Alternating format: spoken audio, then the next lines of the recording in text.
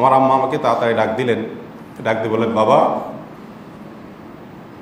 তোমার আব্বাকে দেখো যে এই লোকটা নামাজের জন্য কত পাগল। 5 ওয়াক্ত নামাজের পাবন্দি কীরকম ছিল সেটার ব্যাপারে শুধু আমি তার হাসপাতালে থাকাকালীন সময়ের এবং অসুস্থ থাকাকালীন সময়ের 2টি ঘটনা বলতে চাই। তার একটি হলো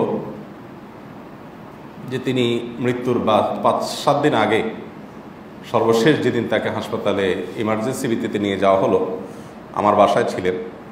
সেদিন তার ব্যথার কষ্টের কারণে ডাক্তার ঘুমের ইঞ্জেকশন দিলেন। তো ঘুমের ইঞ্জেকশনের কারণে তিনি গভীর ঘুমায় পড়লেন এবং ইঞ্জেকশন দেওয়া হলো আসরের পরে। এত জটিল অবস্থা যে আর দেরি করা যাচ্ছে না, এত কষ্ট তার।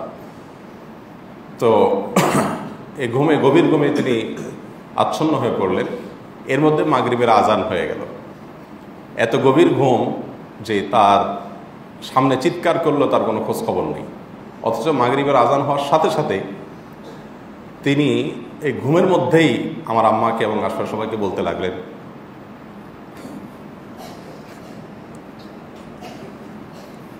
আমি মাগরিবের নামাজ পড়ব।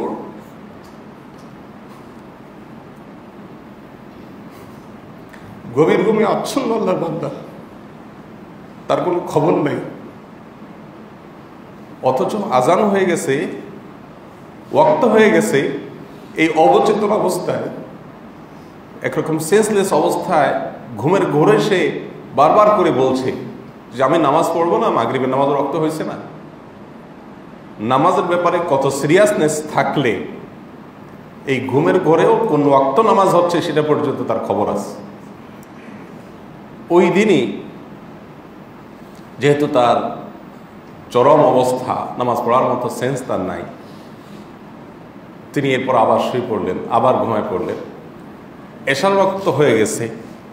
এশার রক্ত হওয়ার পর তার হাতে কয়েকটা স্যালাইন লাগানো আছে, এদিকেও গভীর ঘুমে তিনি আচ্ছন্ন আছেন।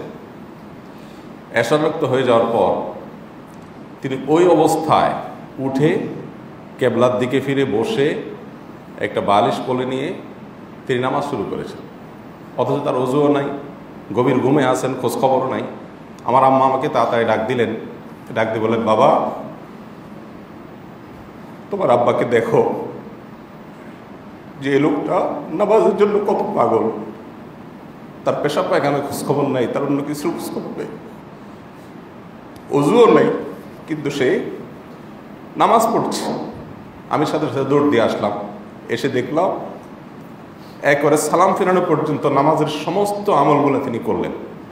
2 দিকে সালাম ফেরানোর পর আবার শুয়ে পড়লেন। এগুলো সব ঘুমের মধ্যে। নামাজকে জীবনে কিরকম আঁকড়ে ধরলে এই জিনিসটা সম্ভব হয়। এরপরে হাসপাতালে যখন অ্যাডমিট করা হলো, এর 2 দিন পরের ঘটনা সম্ভবত, এইচডিইউতে যখন ছিলেন তখন আমার সামনেই কোনো এক ওয়াক্ত নামাজ এর আজান বাহিরে হয়েছে, কিন্তু এখানে এইচডির ভিতরে কোনো আওয়াজ শোনা যায় না। কিন্তু তিনি অনুমান করতে পারতেন যে অমুক নামাজের ওয়াক্ত হয়েছে, অথচ তখনও তার সেন্স যে খুব বেশি আছে তা না, আসে যায় এরকম। তো এর মধ্যে নার্সদেরকে ইশারা দিলেন, আমার তায়াম্মুমের মাটি দাও। পুরা শরীরের চতুর্দিকে স্যালাইন এটা সেটা সব সেট করা, নাকে অক্সিজেনের পাইপ লাগানো। অথচ এত কিছুর মধ্যেও নার্সদেরকে ইশারা দিচ্ছেন যে আমার তায়াম্মুমের মাটি দাও।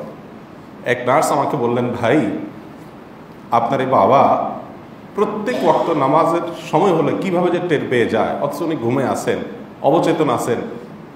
তায়াম্মুমের মাটি দেওয়ার জন্য আমাদেরকে অস্থির করে ফেলেন। এরপরে তায়াম্মুমের মাটি দিলে তায়াম্মুম করার চেষ্টা করেন, না পারলে হেল্প নেন, এরপর আবার নামাজ শুরু করে দেন। তো এইভাবে আমি আমার আব্বাজান রহমতুল্লাহ আলাইহি দেখছি যে নামাজের ব্যাপারে এত সিরিয়াসনেস আমার জীবনে আমি আরেকটা মানুষ দেখি নাই যে নামাজের ব্যাপারে এত সিরিয়াস। তাহাজ্জুদের নামাজের কথা আমরা বলি, নিজেরাও সব সময় নিয়মিত পড়তে পারি না, আমল করতে পারি না। অথচ আমার আব্বা সারা জীবন তাহাজ্জুদের নামাজ নিয়মিত আদায় করতেন। আব্বার এই কথাগুলো বলার উদ্দেশ্য হলো আমাদের জীবনে যেন সেগুলো আসে, আমরা যেন সেখান থেকে অনুপ্রেরণা পাই।